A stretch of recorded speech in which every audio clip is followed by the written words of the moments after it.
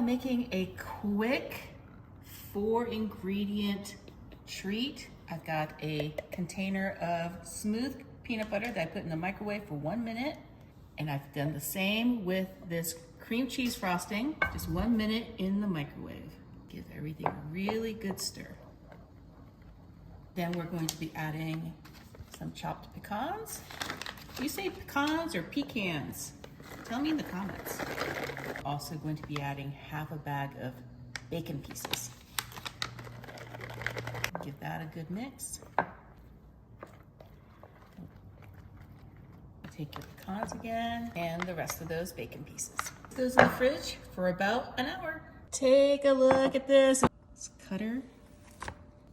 Get it out with a spatula.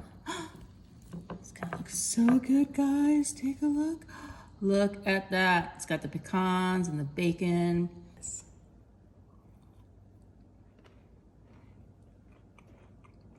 If maple bacon donuts were fudge, it would be this. You have to make some.